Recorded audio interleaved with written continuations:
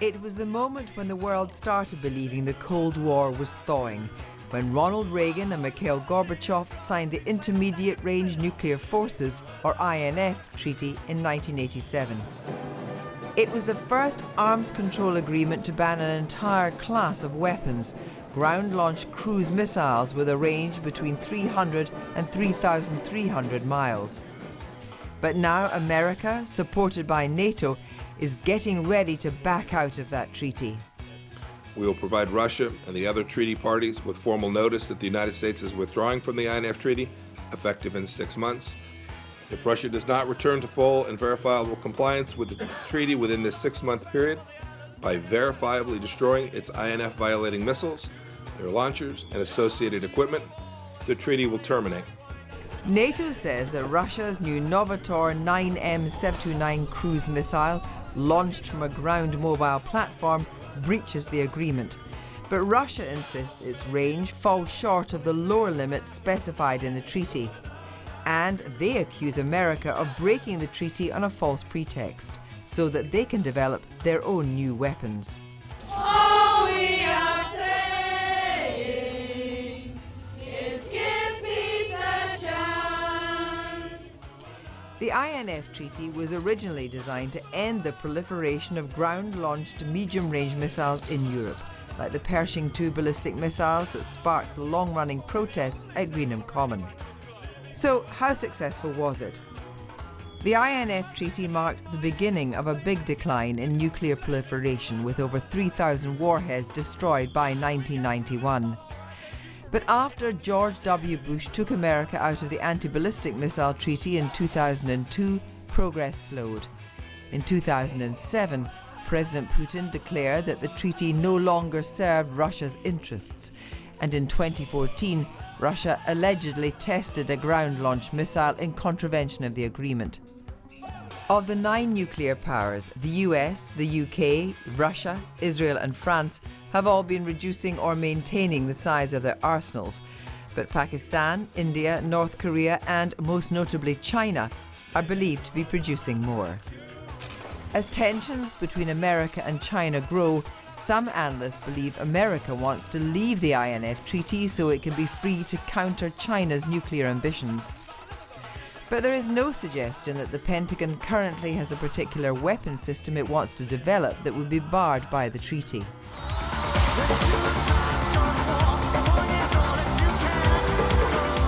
Russia now has 6 months to respond to America's gambit. If the INF Treaty falls apart, could we see a return to the nuclear brinkmanship that we all thought had ended 30 years ago? Well, Thomas Countryman was the Under-Secretary of State for International Security Affairs and Nonproliferation from 2011 to 2017. He's now the chairman of the Arms Control Association, which works to eliminate the threat of nuclear weapons. He joins us now. Thomas, thank you very much for joining us tonight. First of all, what is the significance of this move today, and who stands to lose most? Well, it's significant in the short term, the medium term, and the long term. In the short term, we have to ask whether this important treaty, which matters to both American and European national security, can be preserved.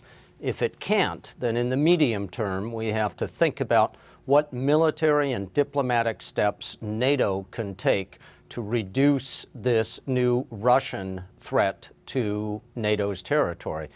And in the long term, we need to be concerned about the entire future of arms control, and in particular the risk that this could pose to the New START treaty, which limits the most dangerous long-range nuclear weapons. Now, this is a new short-range weapon. What is the most likely target? I mean, is Putin simply taunting with the idea, or is there a likely target in Europe? Well, the Russian military has been dissatisfied with the INF Treaty since it was signed in 1987, believing that it took away a valuable lever for Russia in any potential conflict with NATO. Now, the new weapon, with a range greater than the 500-kilometer limit specified by the INF Treaty, is a new means of exerting pressure and leverage on the European allies in NATO.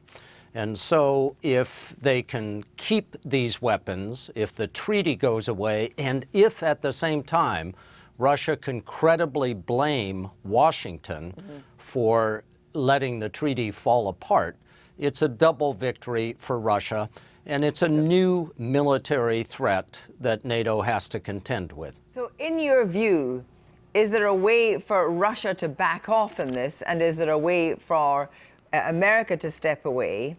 After all, I mean, you were very much involved in this until Donald Trump summarily just dismissed you as soon as he came in. I think you were on board a plane to a meeting on nuclear weapons. I mean, has this been a kind of cavalier move, or are they both going to step back at the last moment? I don't think it's a cavalier move, but I also don't think it is a wise move. It will be difficult for either side to step back from positions they've dug into.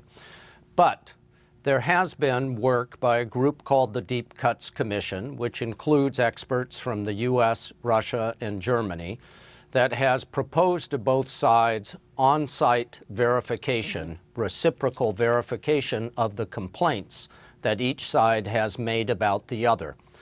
That would use the principle that was most firmly established by the INF Treaty, and that was the major innovation in arms control, which is on-site inspections. And in order to do this in a reciprocal basis, it could allow for this treaty to be preserved without Russia having to give in to a U.S. ultimatum that the only means of preserving the treaty is for Russia to admit that it's a violation and destroy all the missiles. So what do you make of the argument that says that actually Donald Trump, maybe not NATO, but Donald Trump would be quite happy to see this fall because he wants to look further afield to China, for example, to North Korea, and wants the ability to develop more weapons that would actually be targeted at them? What do you make of that argument? Well, there are two reasons that are, I think, behind the statements made today by Secretary Pompeo.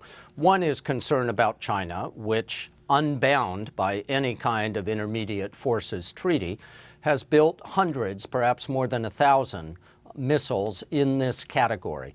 And it's understandable that the U.S. military would like to have the capability to equal that, to deter the use of Chinese missiles.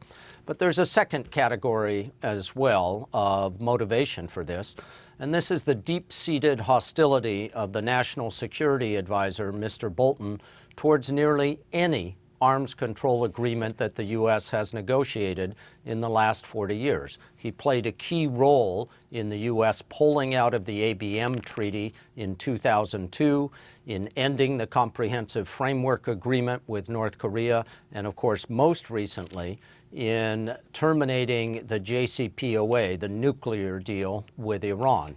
So I think he's very happy to see the U.S. get out of the INF Treaty, a treaty he has never liked, and I'm very concerned that his next target might be the New START treaty. Thomas Countryman, thank you very much for joining us tonight.